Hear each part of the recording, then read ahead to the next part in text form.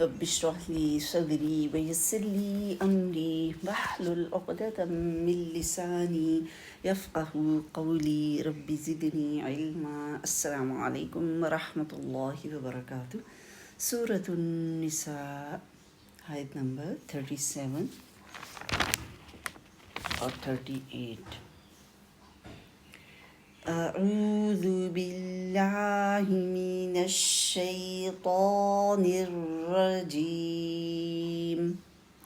بسم اللہ الرحمن الرحیم. الذین یبخلون ویأمرون الناس بالبخل ویکتمون. یہ جو مد بنتی ہے نا واو مد پہ، تو اس کی آپ نے کوشش کرنی ہے کہ ساری آواز منہ سے باہر کی طرف کو پش کریں، باہر کی طرف آواز کو، ساری آواز کو نکالیں. ورنہ کیا ہوتا ہے کہ واو مد پہ جو مد بنا رہے ہوتے ہیں آپ، وہ پوری ناک میں جاتی ہے، نیزل ساؤنڈ آنا شروع ہو جاتا ہے. تو آپ نے سب نے یہ کوشش کرنی ہے. بعض کی میں آوازیں سنتی ہوں کہ وہ اسی طرح ہی نیزل آ رہا ہوتا ہے نا، یا تم اندر نہیں رکھیں اس کو، باہر کی طرف پوری آواز کو ایسے دھکیلیں باہر کی طرف. ٹھیک ہے، دھکا دیتے ہیں نا، جیسے کسی کو دھکا دیتے ہیں تو وہ پریشر سے آگے جاتا ہے، تو آپ اس کو باہر کی طرف نکالنا ہے، باہر کی طرف پوری آواز آئے. ٹھیک ہے، ٹریول کرتی ہوئی، اور آپ کو پتہ چلنا چاہیے. ورنہ وہ کیا ہوگا، ساری اوپر ناک میں جاری ہوتی ہے. منہ میں رکھیں گے تو ناک میں ضرور کوئی نہ کوئی آواز جائے.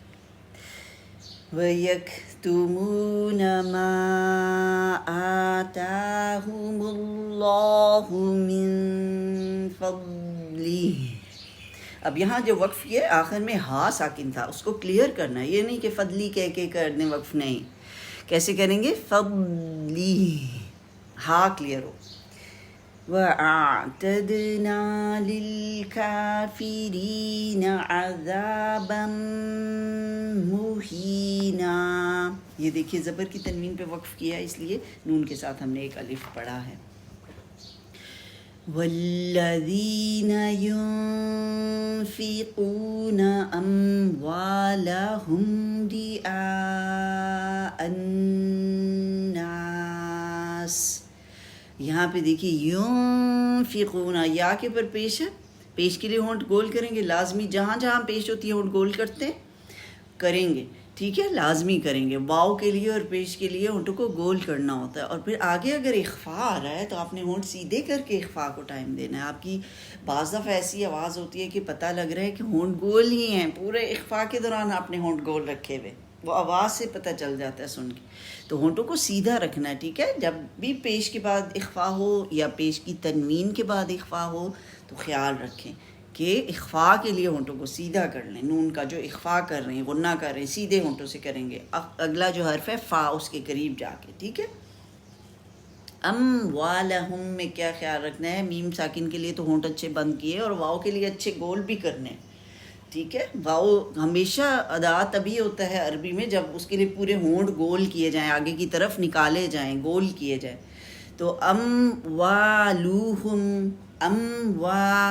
پریکٹس کی کریں اس کی. یہ پریکٹس کے بغیر نہیں واؤ نکلتا. یہاں پہ جب میم ساکن کے بعد آ جاتا ہے ہم نہیں خیال کرتے، یا فا ساکن کے بعد واؤ آئے ہم نہیں خیال کرتے، ہم فا کے مخرج سے ہی واؤ کو ادا کر دیتے ہیں. تو یہ بہت خیال سے ادا کرنے والے الفاظ ہوتے ہیں. جہاں پہ بھی میم ساکن کے بعد واؤ آئے، فا ساکن کے بعد واؤ آ جائے، کیونکہ یہ ہونٹوں والے حروف ہیں نا، تو ان میں پھر اگر خیال نہ کیا جائے تو واؤ ادا ہی نہیں ہوتا.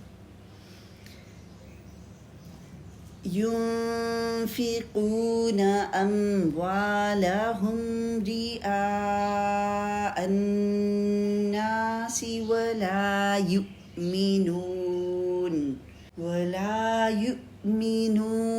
بالله ولا باليوم الآخر.